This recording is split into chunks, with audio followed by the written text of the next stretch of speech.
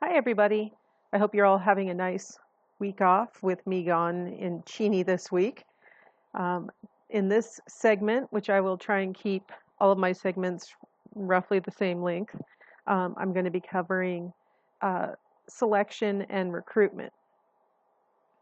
Okay, so first off, let's do a little brief review of the selection process. A selection battery would be the group of predictors that are being used to make hiring, promotion, and layoff decisions. So whenever we use the word battery, we're talking about a number of different measurements that are all being put together in one application. The first step in developing a selection battery is to do a job analysis. So of course we have to figure out, what is this job so we can make sure that we're selecting for it correctly. So we have to figure out what the job description is, what specifications need to be included in that job description, and then develop predictors for that job. Different tests, different, like we talked about in class, chapter 6, different kinds of strategies like should we have an assessment center? Should we do an interview? Should we do a work performance? That kind of thing. So we have to figure out what predictors are going to be the most effective for selecting people for the particular job. The more tests that are included in the battery, the more variance will be accounted for in the criterion. So sometimes it seems like a person who's being selected for a job might be put through a bunch of different hoops and just doing a whole bunch of things. I'm doing an interview, and then I also have to take a general cognitive ability test, and then I have to do a specific task, and then I have to do a power analysis. I mean, like all these different things I'm having to do. But the more things that the applicants do, the better predictor we're going to have in the end. More variance will be accounted for between the applicants. We'll be able to do a better job of selecting well. So, benefits of doing a battery. So if we have a criterion, which probably is going to be in general performing well on the job, being able to fulfill the needs of the job. And let's say we do a work sample. It might account for an R squared where we get 36% of the variance being accounted for. And let's say that by itself an assessment center accounts for 25% of the variance. And then let's say by itself an interview accounts for 10% of the variance. Sorry, I forgot to make a superscript out of my 2 there. So each of these individually is kind of like, it's not bad. It's not great. The interview looks like the weakest.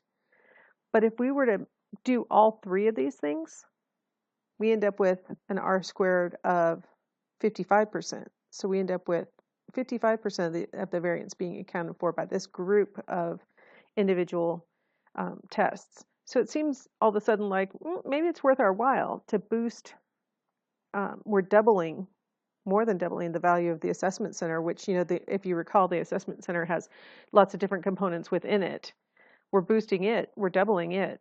A work sample alone is not quite doubled in its predictability. Definitely outstripping the interview alone. So all 3 of these things together gives us really good, and that's why a battery is so important. Looking at a lot of things together, we can predict outcomes better. Okay, so recruitment.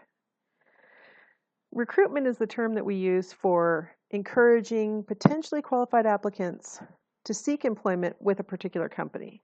So we're trying to figure out who in the population might be willing to come to work for this company and might have the skill set that we need or to devote to this organization or whatever, or maybe to come into this school as a student, things like that. So recruitment is finding people that we need.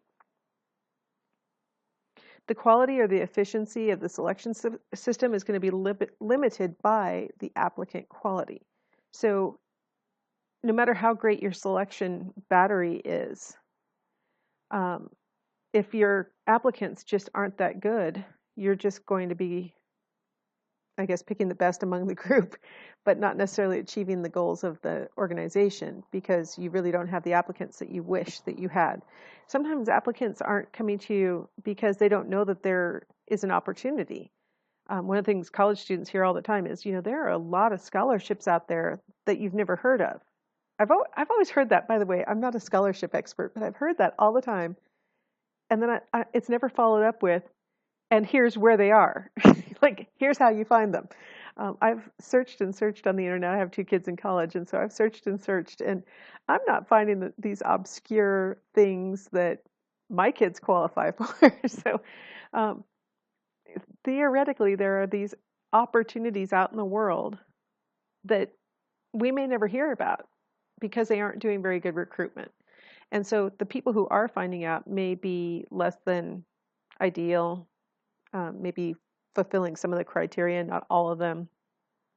I was out to lunch with my son recently, and we saw this guy wearing a uniform for a company we'd never heard of it before in our lives. And I said to my son, how in the world do you think that guy found that job? Seriously, how did he know that job existed? I'm sure he seemed like he liked it. He had his he seemed like he had a decent job. How did he find out that there was that job? That's the question of recruitment. How do we tell people that there's a job or a volunteer position or a scholarship or seats available at the school or whatever without good recruitment? Traditional methods for seeking job applicants are things like college placement offices, newspaper ads, employee referrals, job fairs, internet ads. These are all techniques that are really commonly used. And some are better than others. I see people on Judge Judy and the People's Court saying that they find job opportunities on Craigslist all the time. And in fact, I've had students tell me that they've gotten their current job through a Craigslist ad, and it always trips me out. It's like it never occurred to me to look on Craigslist for a job. I always look at like the more seriously traditional routes, like newspaper ads. If you're going to look in the newspaper today, you probably aren't going to see that many jobs available. Like when I was a kid, I mean, when I was a young adult, that's where you found jobs, or from employee referrals, find somebody else who knows that they're hiring, or a sign in the window. You hardly ever see signs in the window anymore.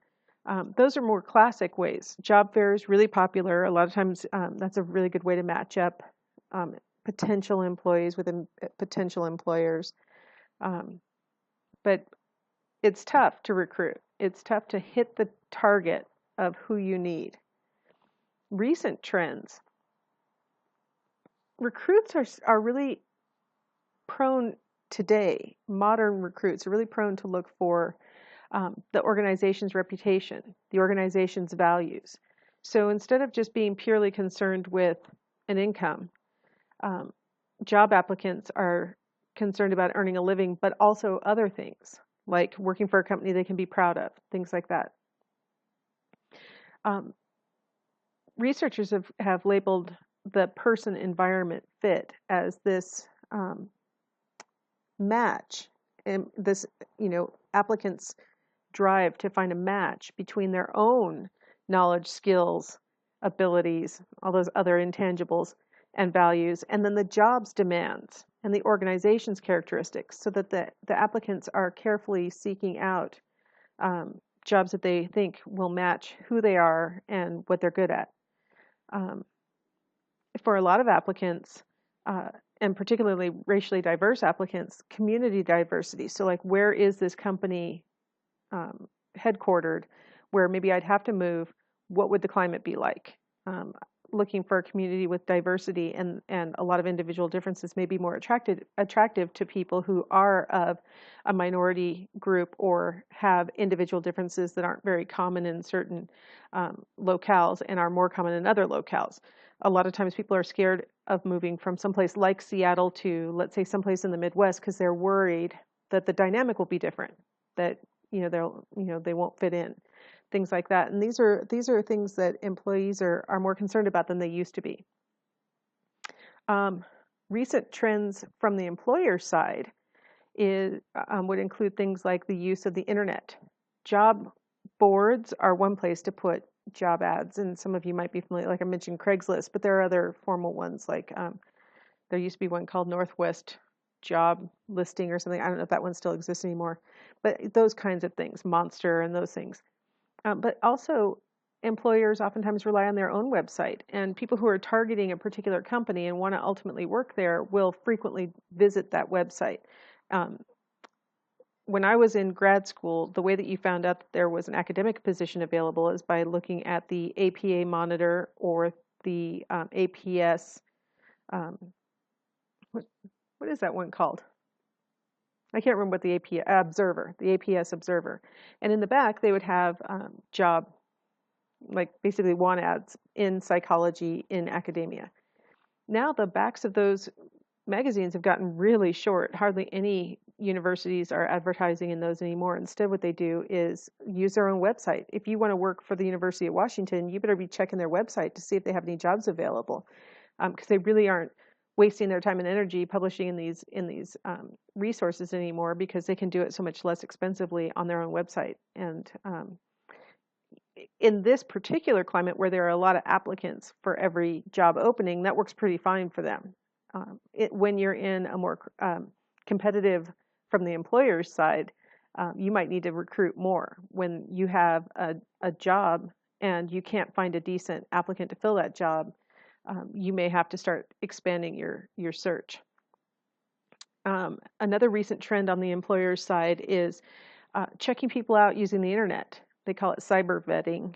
And basically, we're going to search through records in the internet to figure out whether the person is suitable for the position, if their reputation matches the company's reputation, stuff like that. So what do? They look at Facebook, they look at your personal blogs, they look at your YouTube posts, and draw conclusions about you based on those kinds of posts. We've all been warned to watch out what we've been putting on the internet, right? We've all been warned not to Twitter about things. I guess it's called tweeting, sorry. We've been told, watch out what's on your Facebook page. You don't want a bunch of drunken pictures, stuff like that. So what a lot of applicants have, future applicants have started to do is have a separate Facebook page, or whatever their social media outlet is, a separate one that is not easily found. Maybe is private or is under a different name. And their friends know how to find them, but their employer theoretically won't. This brings to mind something that it's cute how innocent we are to think that you could